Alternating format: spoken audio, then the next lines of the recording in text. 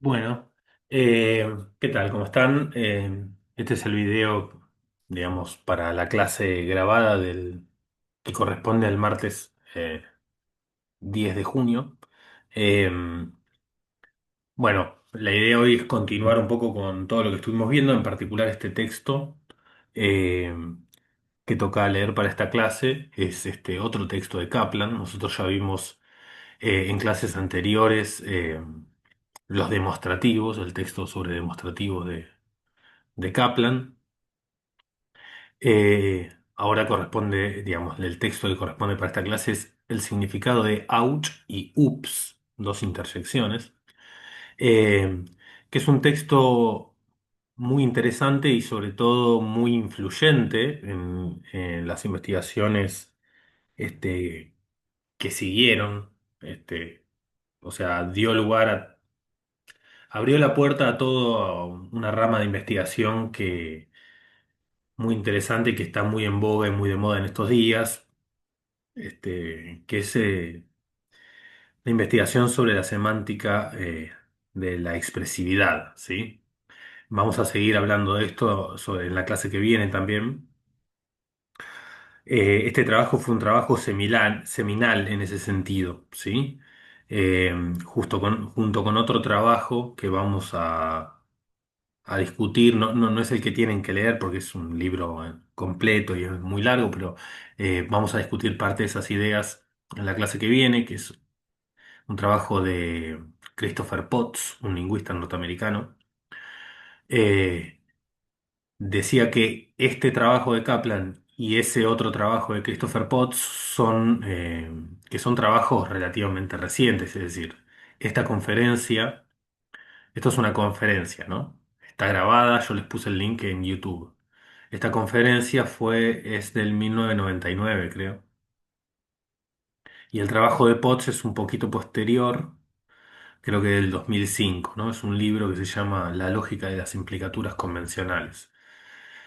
Lo que decía es que esos dos trabajos, eh, pero este sobre todo por ser anterior y aparte por el tipo de ideas que defiende, son trabajos que fueron seminales, que marcaron agenda eh, en semántica y en pragmática, ¿sí? Este, Kaplan, bueno, es un filósofo. Christopher Potts no es filósofo, es lingüista, pero retoma muchas de las ideas que vamos a discutir desde otra perspectiva. Eh, a ver, eh, vayamos un poco a los puntos centrales del trabajo, ¿sí? Eh, Nosotros vinimos viendo durante todo el curso, ¿no? Estuvimos eh, viendo un poco cuál era el proyecto de investigación, ¿sí? Eh, sí, el programa de investigación tanto de no las pusimos no las clasificamos en estos términos en que las clasifica Kaplan, pero lo que sería la tradición formalista que incluye a Frege, bueno, nosotros no vimos a los otros tres autores que menciona Kaplan en su texto, que son Carnap, Tarski y Montague, pero incluye también a Russell, incluye a Kripke. Eh, Esta es la tradición que nosotros vimos, que es una tradición más que nada de lógicos, ¿sí?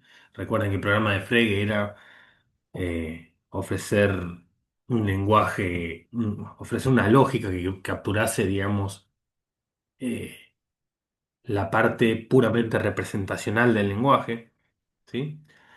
Eh, y estaba esta idea de que ya en Frege, que nosotros la vimos, estaba esta idea digamos, de que es muy difícil dar una lógica para el lenguaje natural, ¿sí? Lo que busca hacer Frege es capturar solamente un fragmento del lenguaje natural, solamente aquellos elementos que son relevantes para la verdad, por ejemplo. Solamente esos elementos que son relevantes para la lógica, ¿sí? Con el fin de lograr un lenguaje artificial que nos permita hacer ciencia, ¿sí? que sea más adecuado para el rigor científico. Eh, y en toda esta tradición, nosotros, esto lo hemos discutido también, hay como cierto escepticismo con respecto a la posibilidad de ofrecer una lógica para capturar el lenguaje natural en general, o al menos grandes porciones del lenguaje natural quedarían por fuera de esto. ¿Por qué? Porque corresponde el lenguaje natural en términos generales, ¿sí? Incluye un montón de fenómenos que son difícilmente capturables a través de un lenguaje artificial riguroso, ¿sí? Fenómenos de vaguedad, de ambigüedad, de sensibilidad de contexto.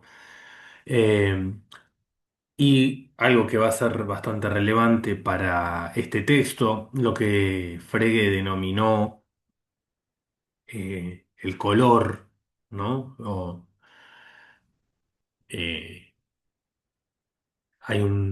no recuerdo en qué texto Frege menciona que hay ciertas expresiones que son sinónimas, es decir, que en algún sentido refieren a lo mismo o expresan el mismo concepto, pero que parecen tener alguna diferencia con respecto a lo que él llama el color. Y pone ejemplos de dos palabras en alemán, Hund y Kotter, no sé si lo estoy pronunciando adecuadamente, pero no importa, que son dos palabras que refieren a perro, pero una de ellas es despectiva, ¿sí? Se refiere a los perros expresando como cierta actitud negativa hacia los perros. Eh, y lo que dice Frege en ese texto es que lo único que importa para la lógica es la parte representacional, la parte, lo que la expresión contribuye a las condiciones de verdad, ¿sí? Eso es lo único que importa a la lógica, porque eso es lo único que este, la lógica tiene que capturar esas partes de esos fragmentos del lenguaje son relevantes para hacer ciencia. Ese es el proyecto. El color es no es parte ni de la referencia ni del sentido, es parte de lo que psicológicamente los hablantes asocian a un término, ¿sí? Y entonces no es algo que competa a la semántica, ¿sí? No es parte del significado convencional, eh, y no es sistematizable, ¿sí? No es sistematizable. Este es el punto. No se puede hacer lógica sobre el color, ¿sí? Para poner un ejemplo diferente, que no sea en alemán y que sea más intuitivo para nosotros, que aparte es uno de los ejemplos que discute Kaplan en su texto, uno podría pensar en la diferencia, bueno, pongamos un ejemplo menos polémico y menos ofensivo. Piensen en la diferencia entre, por ejemplo, una palabra como cerveza y una palabra como birra, ¿sí? Las dos refieren a lo mismo, contribuyen con lo mismo a las condiciones de verdad de la oración en la que ocurren. Es decir, ayer me tomé una cerveza y ayer me tomé una birra, eh, en términos de condiciones de verdad son equivalentes, ¿sí? Todos los contextos en que es verdadero que te tomaste una cerveza, es verdadero que te tomaste una birra y viceversa. Sin embargo, intuitivamente, ¿sí? Todo hablante competente del español rioplatense se da cuenta que entre decir birra y decir cerveza hay una diferencia, ¿sí? Hoy en día nosotros caracterizaríamos esa diferencia como una diferencia de registro. Una palabra, birra, es informal, ¿sí? Uno la usaría solamente en contextos informales, pero no la usaría en contextos que sean muy formales. Mientras que la otra palabra, cerveza, es una palabra que sirve para cualquier contexto, ¿sí? ¿No? Eh, entonces la idea de Frege de aquella época es, suponiendo que uno pudiera asimilar el registro formal e informal con lo que Frege llamaba el color, eh, la idea de Frege era esa dimensión de significados no es sistematizable, no es convencional, no compete a la semántica, ¿sí? No importa para la lógica, ¿sí?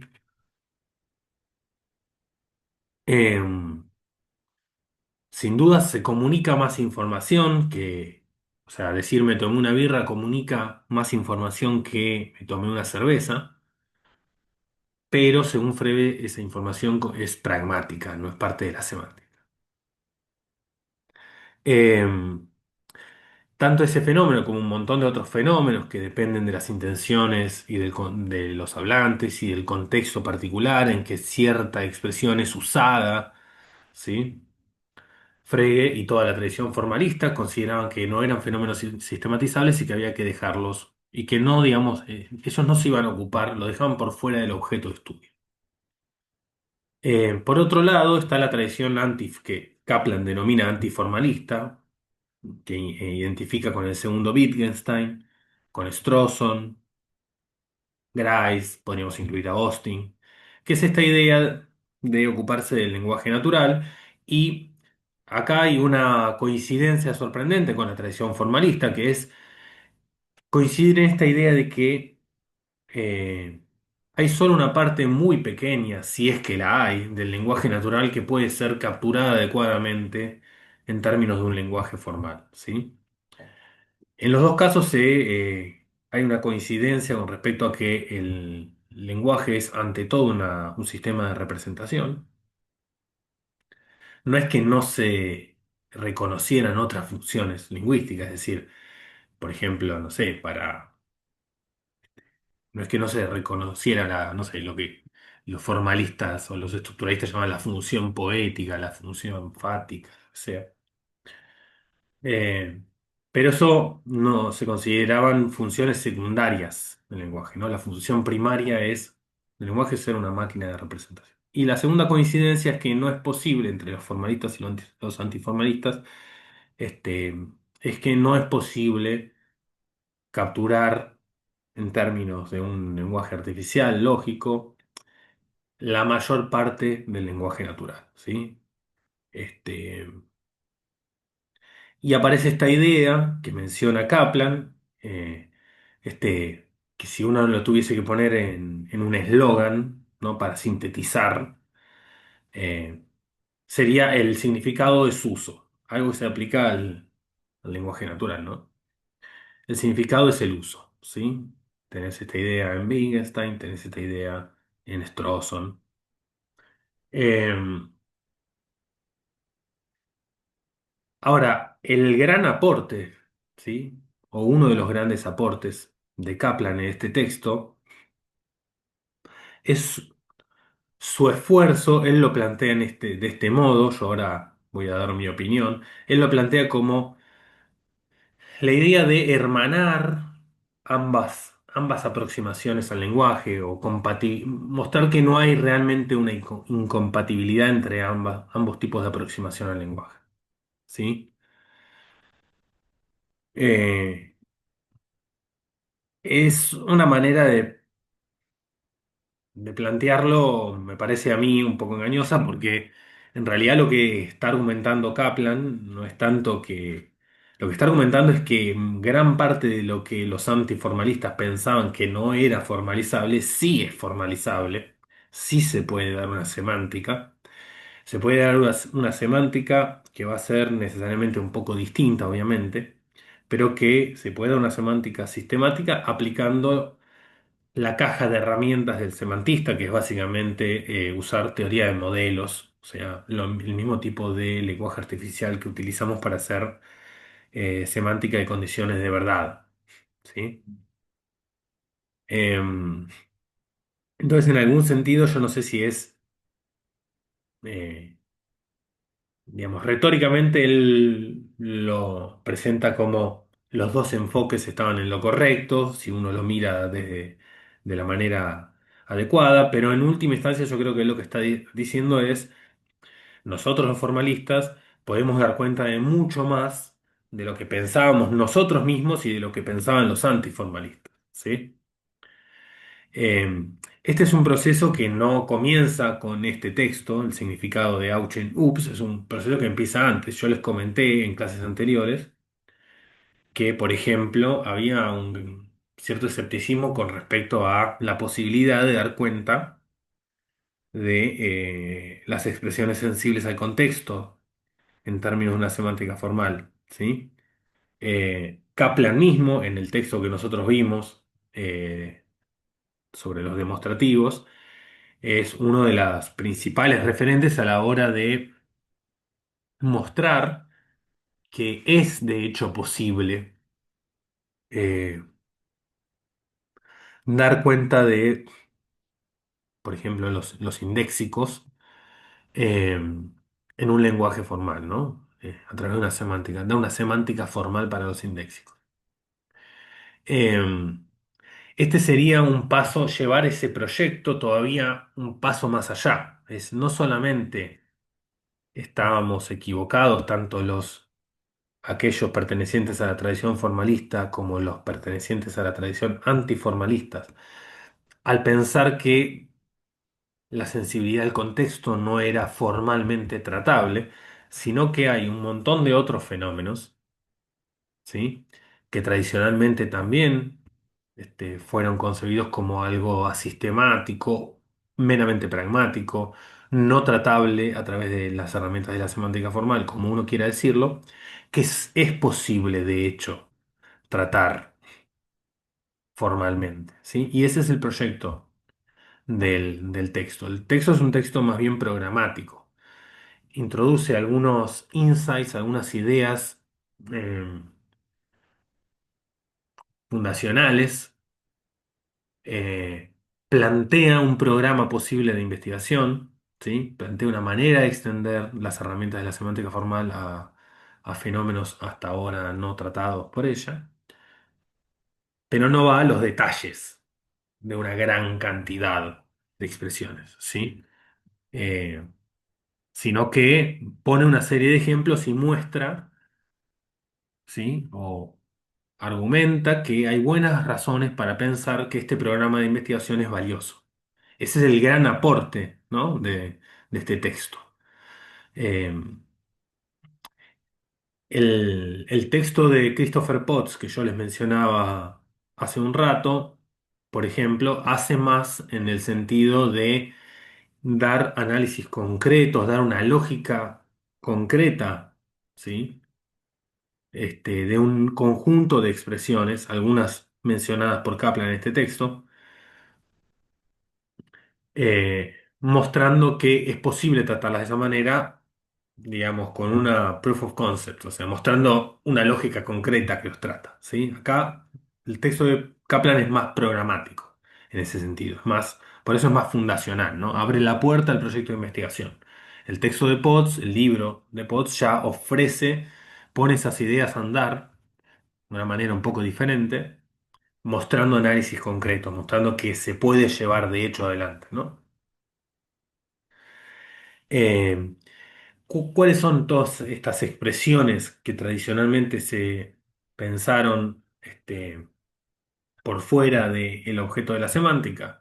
Bueno, por ejemplo, las interjecciones, ¿sí? Cosas como ouch y ups, las dos expresiones que figuran en el título del artículo. Son dos expresiones que se utilizan para expresar dolor o para expresar que hubo, como lo dice Kaplan, que hubo un pequeño percance, o expresiones como chau, hola, buenos días, ¿no? Eh,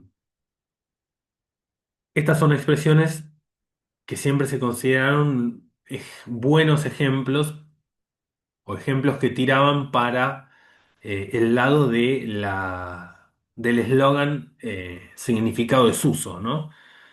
¿Por qué? Porque básicamente no parecen tener condiciones de verdad en absoluto, ¿sí? No parecen ser expresiones que sean fácilmente encuadrables en este programa de investigación que te dice que el lenguaje es un sistema de representación del mundo. Buenos días no parece estar representando nada, ¿sí? Chau no parece estar representando nada en el mundo, ¿sí? Entonces siempre fueron pensados como contraejemplos, o no como contraejemplos, porque los formalistas justamente ni siquiera tenían la intención de dar cuenta de esto, pero sí como ejemplos de que casos que ejemplificaban los límites del enfoque condicional veritativo, digamos, la semántica de condiciones de verdad. ¿no? Y que favorecían una posición más bien de tipo antiformalista, según la cual el significado es el uso, ¿sí? Entonces acá Kaplan va al corazón, ¿no? De los antiformalistas, a las expresiones que más fuertemente parecen constituir contraejemplos a la tradición de la semántica de condiciones de verdad, que son las intersecciones, los saludos, los términos peyorativos de grupo, ¿no? Como él usa la expresión honky, que es un peyorativo para los blancos. Acá nosotros tenemos bolita, por ejemplo, que uno podría tratar en términos parecidos al modo en que yo traté birra y cerveza, ¿no? Es decir, tanto boliviano como bolita tienen las mismas condiciones de verdad, pero uno es ofensivo, ¿sí? Y el otro no.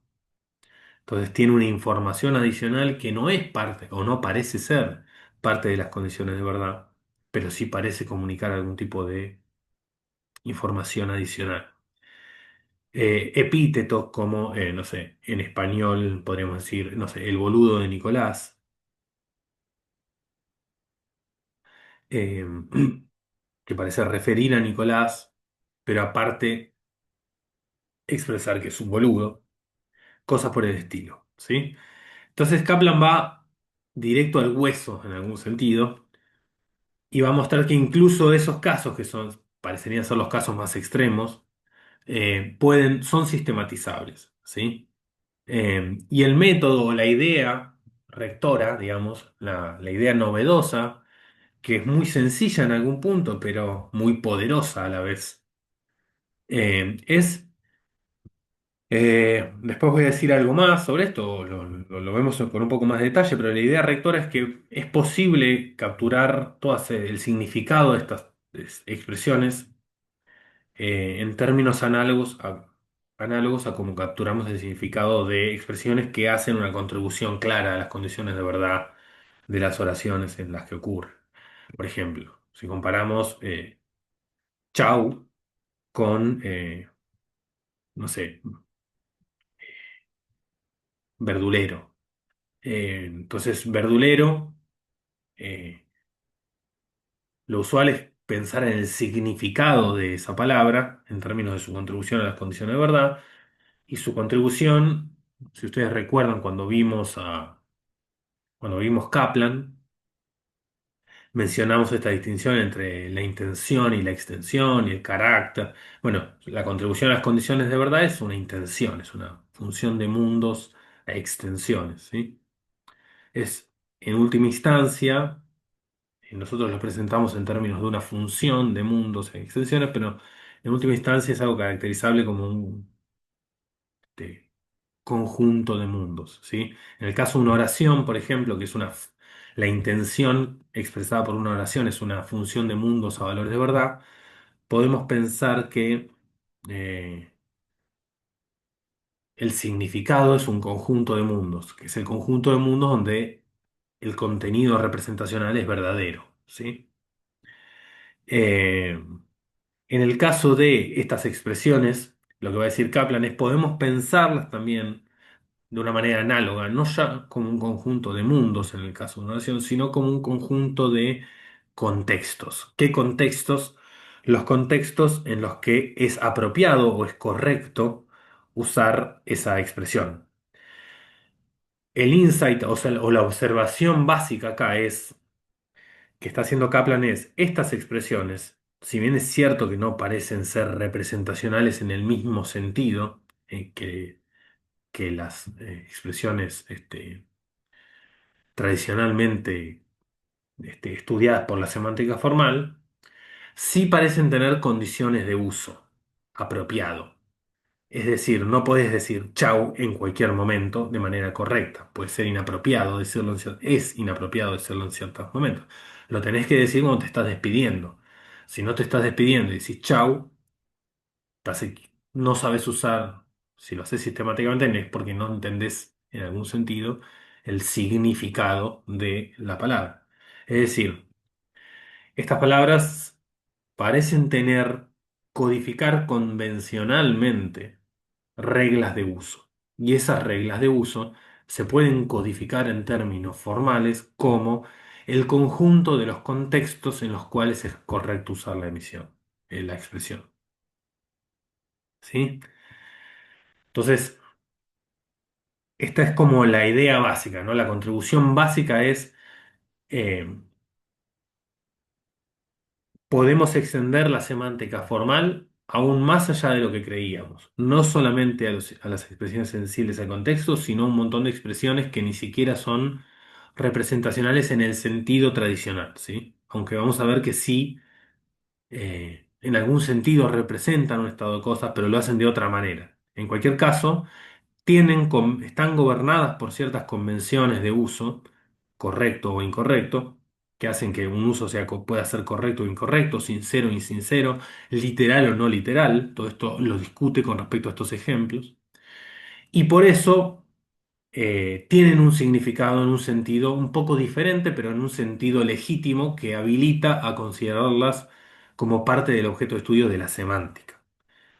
Y no solo eso, sino que podemos tratarlas con las mismas herramientas con que tratamos con herramientas muy similares, o sea, con teoría de modelos, con las que tratamos el significado condicional veritativo. ¿Sí? Ese es como el proyecto de investigación general o la tesis general que defiende el artículo, que como les decía, fue muy influyente y abrió todo la puerta a una serie de investigaciones que floreció durante hasta hoy en día, ¿no? Entonces él empieza considerando eh,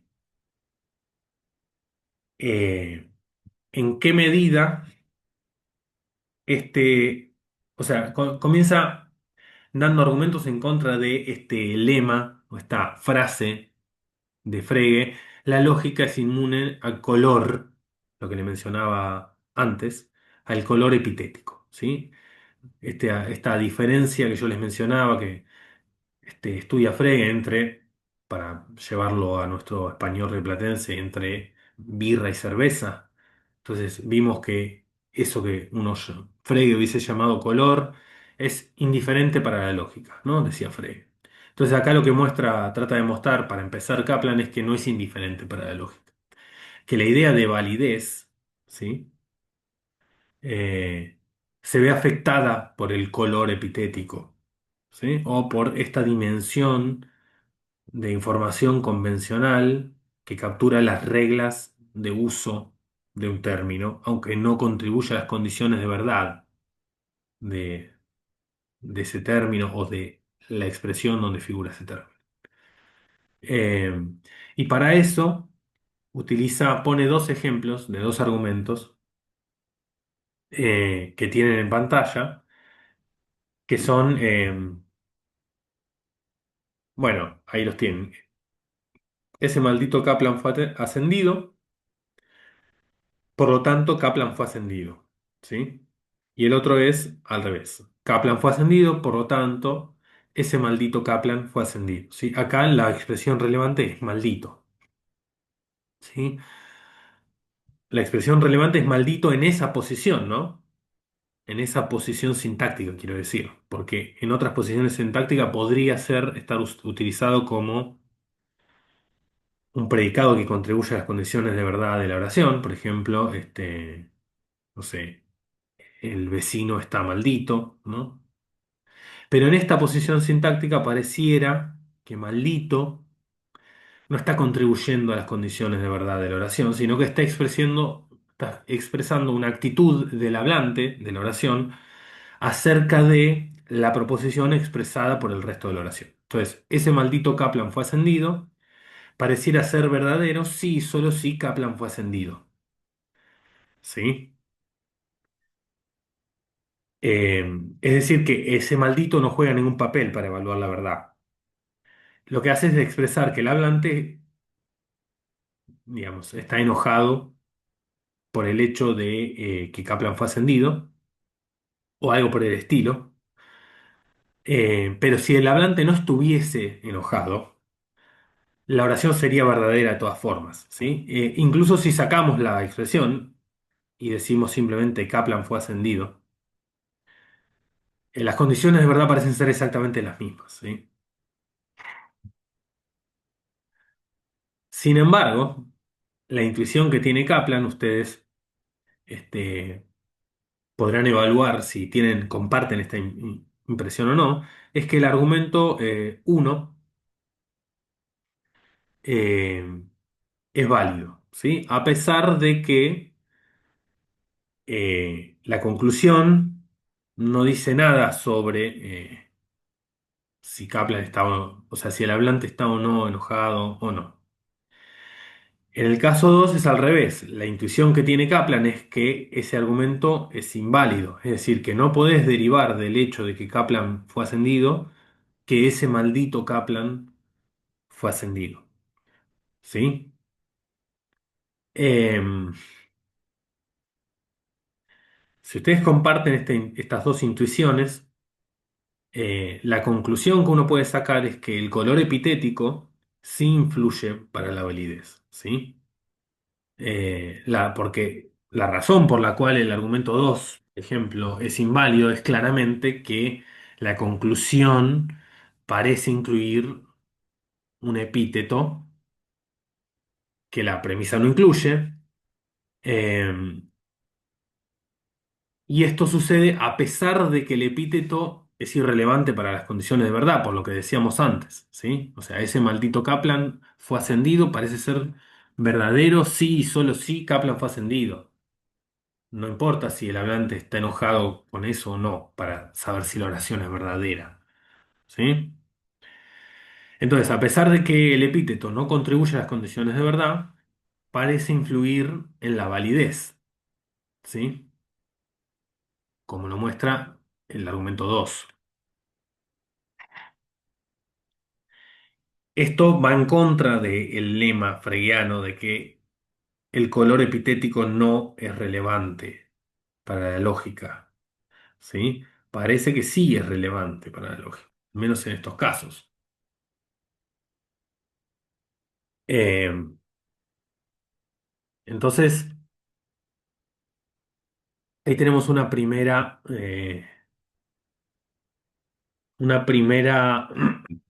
refutación de esta idea formalista clásica de que todas estas cosas que este, están simplemente gobernadas por convenciones de uso no son relevantes para la lógica. Y esto sugiere, algo que después Kaplan argumenta más en detalle, que estas convenciones de uso eh, sí codifican información, ¿sí? Y sí representan un estado de cosas en algún sentido, solamente que comunican esa información de una manera diferente a como lo comunican las condiciones de verdad de la emisión, ¿sí? Pero esto es significado convencional, esto compete a la semántica, ¿sí?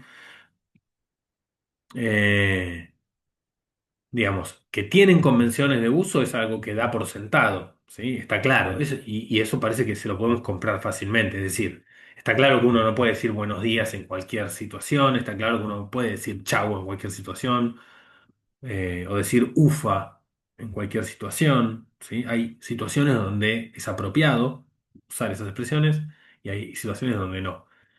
Y aparte, estos dos argumentos parecen mostrar que esas convenciones de uso no solamente eh, afectan, esas convenciones de uso no solamente, digamos, son convencionales, sino que afectan a la validez. Bien. Eh, entonces, después de mostrar este punto, lo que lo que termina siendo, lo que hace Kaplan va es hacer una distinción. Entonces, tenemos que distinguir entre el aporte descriptivo de las expresiones, que básicamente te dicen qué cosas son el caso y no, y qué cosas no, ¿sí? Básicamente esto sería la parte representacional, lo que tradicionalmente se llamó la parte representacional del lenguaje, y la parte expresiva del lenguaje, que ahí usa esta idea de mostrar que algo eso no es el caso. La palabra en inglés es display.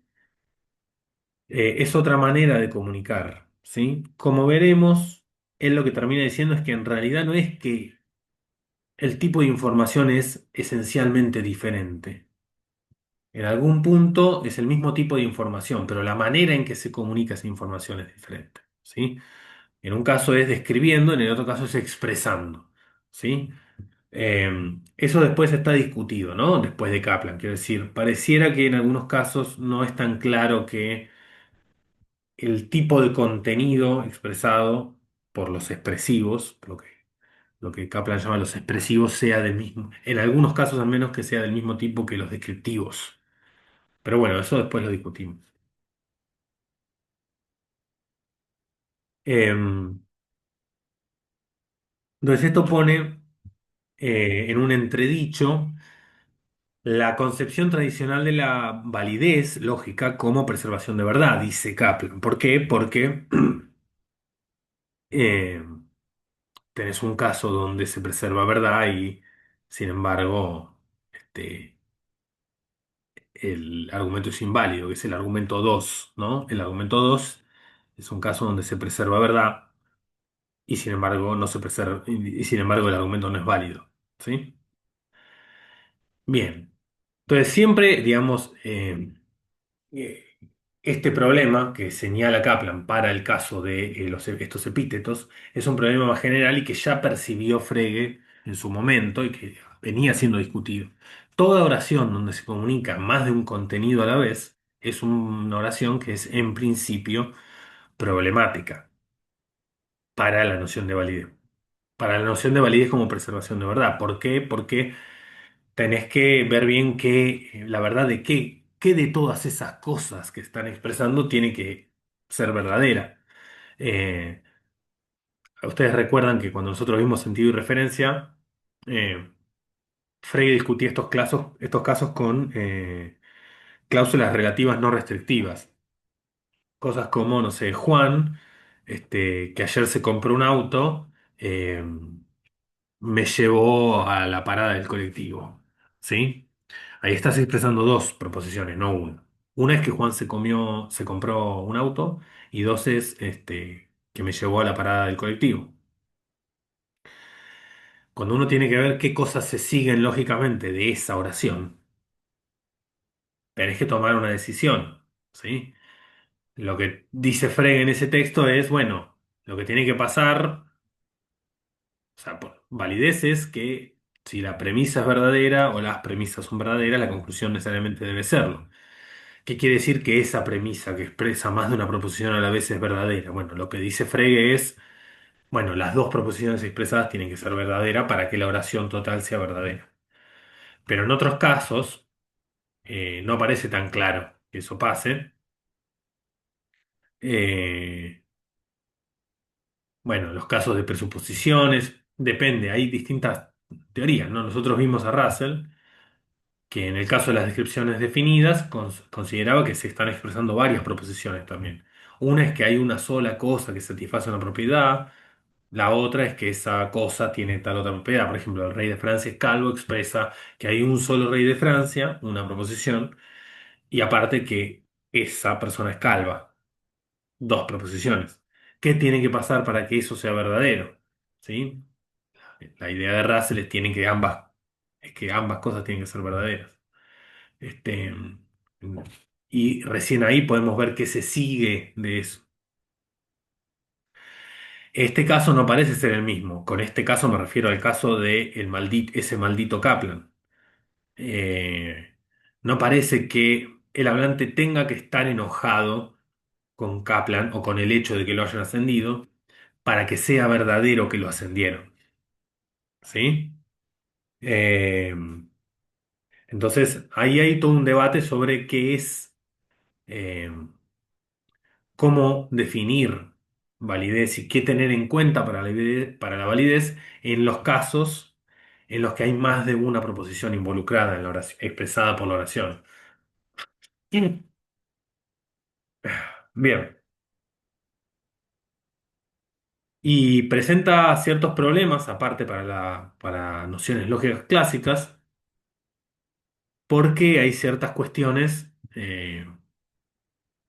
ciertas intuiciones sobre qué cosas son verdades lógicas, por ejemplo, que no, digamos, que en estos casos no parecen respetar, digamos, no parecen seguir el mismo patrón que en los casos tradicionales, ¿sí? Entonces, Kaplan, por ejemplo, analiza esta oración de tipo, si ese maldito Kaplan fue ascendido, ¿sí? Eh, que uno podría pensar, bueno, eh, no hay manera, o sea, eso es un condicional, ¿no? Si uno lo aplica, lo piensa como una implicación material, digamos, para que ese condicional sea falso, lo que tiene que pasar es que el antecedente sea verdadero y el consecuente falso. Pero no parece haber un caso donde el antecedente sea verdadero y el consecuente falso. Es decir, que en principio uno podría decir esto es una verdad lógica.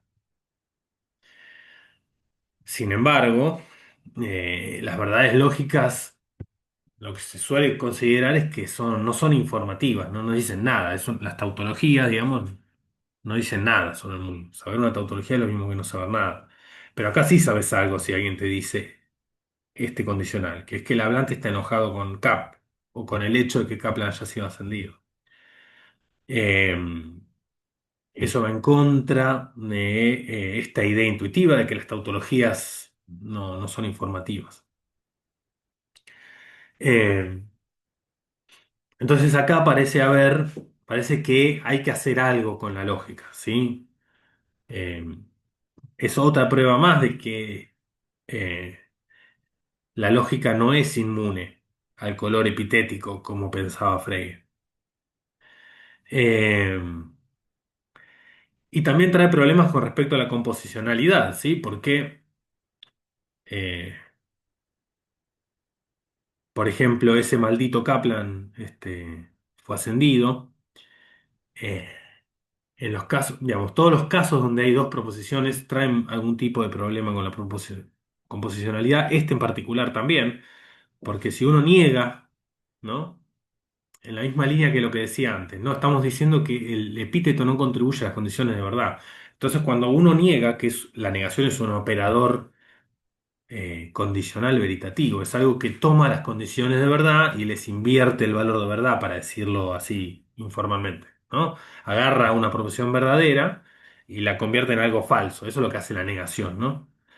Dicho mal y pronto.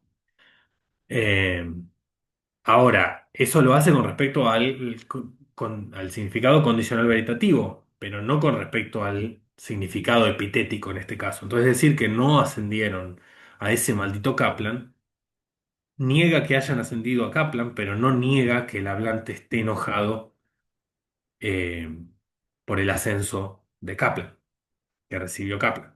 ¿Sí? Entonces eso plantea un problema con respecto a la composicionalidad. ¿Sí? O sea, acá hay un contenido que está siendo expresado, que es parte, se expresa convencionalmente, es parte, por lo tanto, de la semántica, entendido en un sentido amplio, no ya como, solo como condiciones de verdad, sino como significado convencional, pero que no interactúa o no parece interactuar en este caso con la negación, por ejemplo. Entonces hay que dar cuenta, la pregunta ahí es, ¿se puede dar una semántica composicional para este tipo de expresiones? Bueno, es parte de las preguntas que abren estas observaciones, ¿sí? Es parte de lo que hace Potts, por ejemplo. Tratar de responder todo este tipo de preguntas que quedan, digamos, abiertas cuando uno presta atención a estos fenómenos. Entonces, yendo a análisis concretos, Kaplan se focaliza en dos expresiones, ouch y ups. Después al final trabaja muy brevemente chau o adiós, ¿no? Eh, es raro decir que nosotros en nuestro español digamos adiós, decimos chau. Eh, entonces, lo primero que hay que decir sobre ouch es que tiene un significado indéxico. Esto lo nota Kaplan, ¿no? Es decir, si yo digo ouch, estoy expresando, no describiendo, pero sí expresando que tengo dolor, ¿sí? Si otra persona dice ouch, está expresando que ella tiene dolor, no yo. Por supuesto que uno puede hacer usos, digamos, como diferidos. Uno puede, cuando ve que alguien se golpea, decir ouch, que es como empatizar con que otro tiene dolor. Quiere decir algo así como, seguramente eso dolió, eso debió haber dolido, ¿sí? Pero no parece ser el uso primario, ¿sí? Entonces acá el punto es, tenés una expresión como ouch que parece que tiene condiciones de uso apropiado. Puede usarse correctamente si la utilizás cuando tenés dolor y incorrectamente si la utilizás cuando no tenés dolor, ¿sí? Es decir, tiene reglas convencionales de uso. Eso ya te dice que es parte, que tiene algún tipo de significado, aunque no en el sentido tradicional. Y aparte puede ser usado insinceramente, por ejemplo, si yo digo ouch cuando no me duele, ¿sí? Puede ser usado de manera equivocada, aunque en ese caso es difícil porque uno sabe si le duele o no. Es difícil estar equivocado sobre si uno tiene dolor. Entonces, en este caso en particular, por una cuestión epistemológica, digamos, es difícil encontrar usos eh, equivocados, ¿sí? Pero con otros casos que no son como tan de primera persona, por ejemplo, ups, ahora vamos a ver, digamos, es posible encontrar usos errados, digamos. Pero podría ser de todas formas, podría ser que alguien no conoce bien las convenciones de uso de ouch, por ejemplo, alguien que está aprendiendo recién las intersecciones del idioma, entonces piensa que ouch significa, no sé, ufa, entonces lo usa en un contexto que no amerita y es bueno, esa persona lo usó equivocadamente, ¿no? También lo puede utilizar uno de manera no literal, ¿no? Por ejemplo, para decir ouch, eh, no cuando alguien tiene, no cuando uno tiene dolor, sino cuando, por ejemplo, no sé, supongamos que alguien no me produce un dolor, a mí no me duele nada, pero me dice algo hiriente en un sentido emocional o psicológico, ¿no? Ahí no tengo dolor, entonces yo puedo decir ouch, no sé. En ese caso, por ahí no tengo un dolor físico, pero puedo usarlo de manera no literal para dar a entender que eso me dolió en un sentido metafórico, ¿no? Psicológico. Me generó una reacción emocional negativa. Entonces, si la expresión tiene reglas de uso correcto o incorrecto, puede tener usos insinceros, puede ser usada de manera equivocada, puede ser usada de manera no literal, o sea que tiene un uso literal. Todo esto parece mostrar que tiene algún tipo de significado, ¿no? Ese es como el argumento.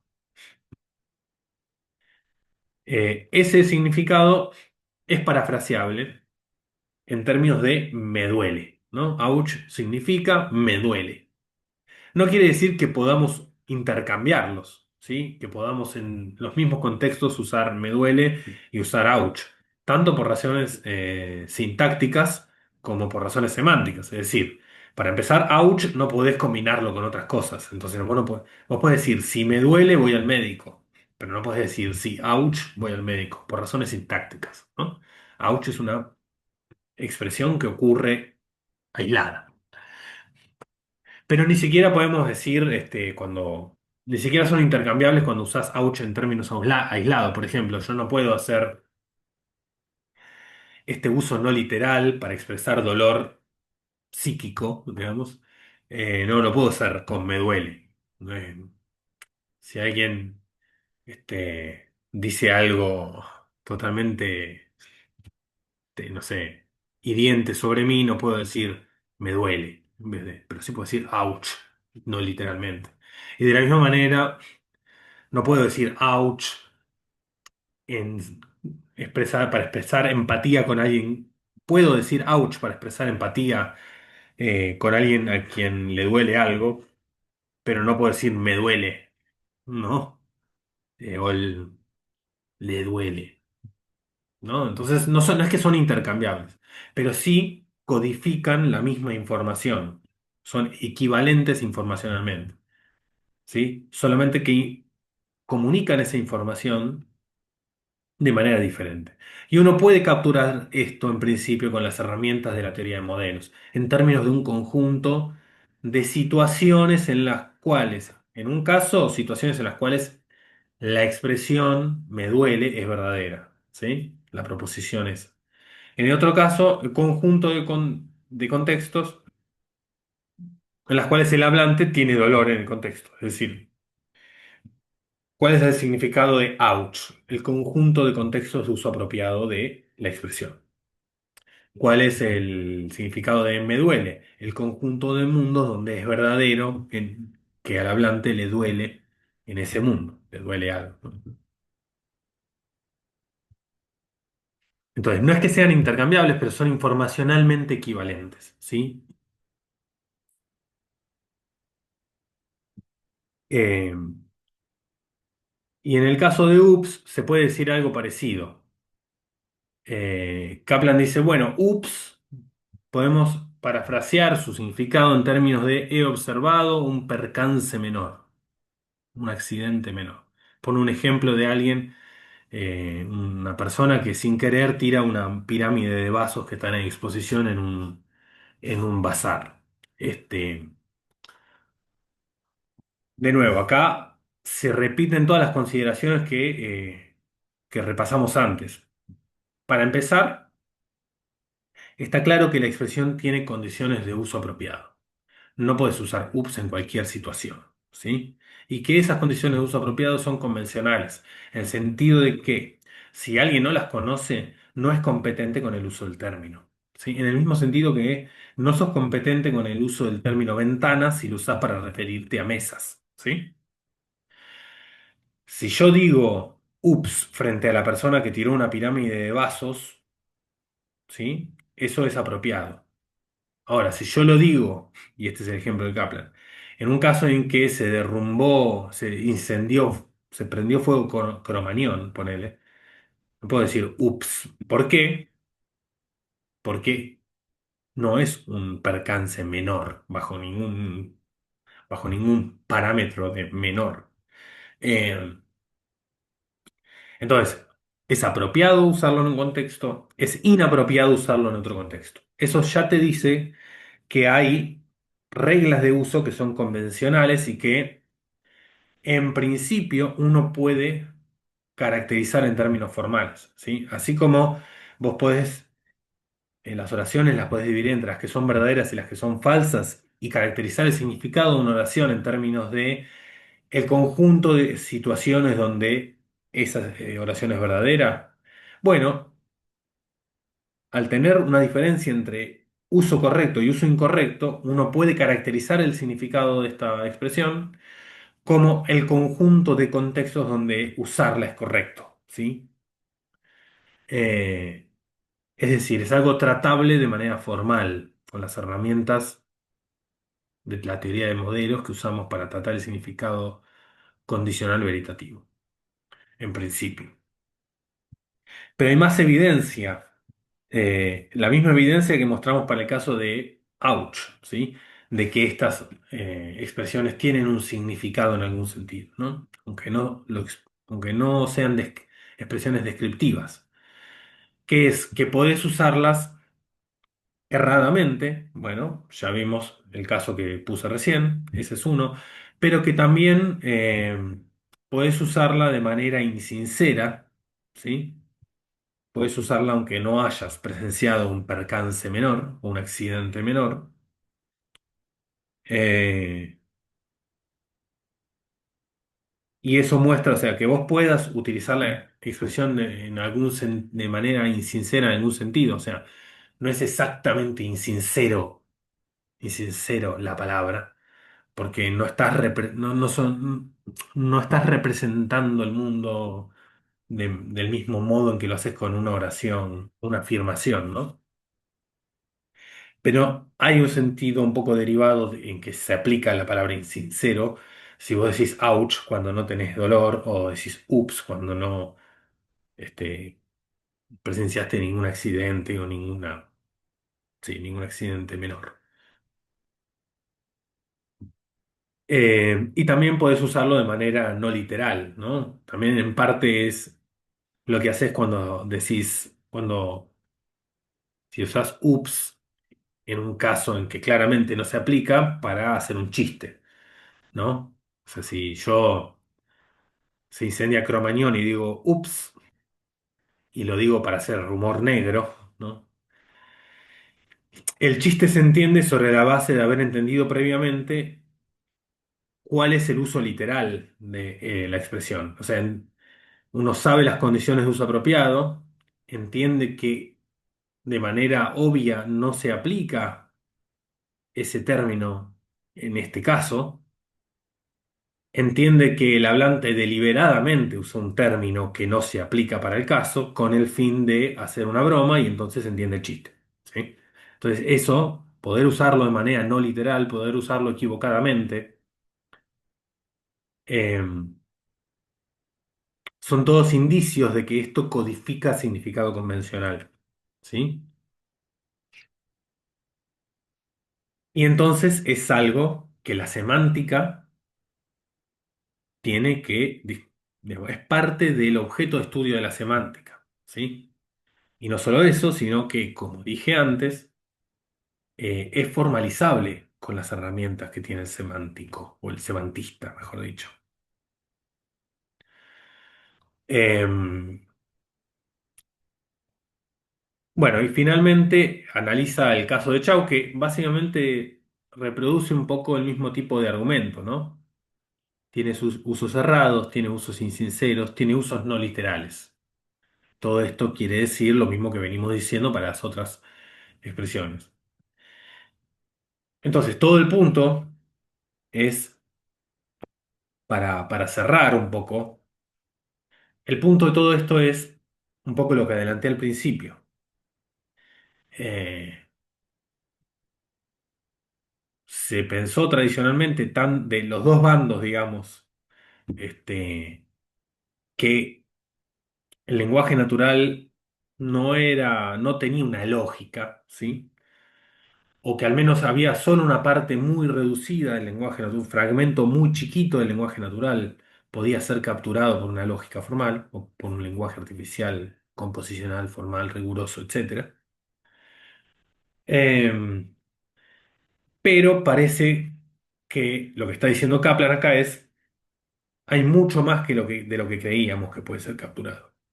Entonces va al núcleo de lo que eran ejemplos paradigmáticos de esas cosas que no podían ser capturadas, que solamente tenían reglas de uso, dependientes del contexto, de las intenciones de los hablantes, aparentemente asistemáticos, y lo que hace es mostrar que no son tan asistemáticos, que son bien sistemáticos, que su significado es convencional y por lo tanto compete a la semántica, y que podemos caracterizarlos, que compete a la lógica, es decir, que afectan a nociones tan básicas como la de validez, qué argumentos son y no son válidos, eh, que sin duda plantea algún tipo de desafío para tratar, es decir, uno tiene que reformular la idea de validez, tiene que reformular la idea o repensar la idea de composicionalidad, o sea, ver hasta, digamos, cómo es que funciona, si es que funciona composicionalmente este tipo de significado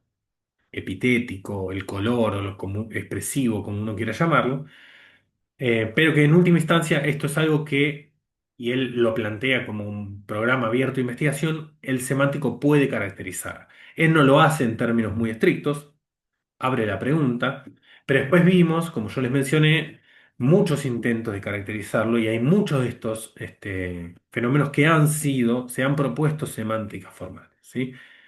Es parte de la discusión todavía hoy en día hasta qué punto funcionan esas semánticas, para qué este, casos funcionan y para qué casos no. No todo se puede caracterizar. Pero hay una semántica para los peyorativos de grupo, hay una semántica para los epítetos como el boludo de Nicolás, hay una semántica o propuestas semánticas para los honoríficos que menciona Kaplan, por ejemplo, la diferencia entre usted y vos, para las diferencias de registro entre birra y cerveza, eh, para las cláusulas relativas no restrictivas como las que les mencionaba antes. eh, Y para otra serie de fenómenos que no discute Kaplan, pero que fueron agregados a esta fauna de fenómenos expresivos, eh, digamos, y que fueron caracterizados a través de un sistema formal que está en discusión hasta qué punto es composicional o no, ¿sí? Y en qué caso sí, en qué caso no. O sea, pero digamos que es un trabajo que fue, no sé cómo traducir esto, pero breaking, ¿no? Como que abrió el terreno a todo un área de investigación en semántica que parecía vedado al semantista y que gracias a esto nos dimos cuenta que no, o al parecer no, o al menos eh, es una buena discusión para dar, ver si sí o si no. Bien, con esto terminamos, nos vemos la clase que viene.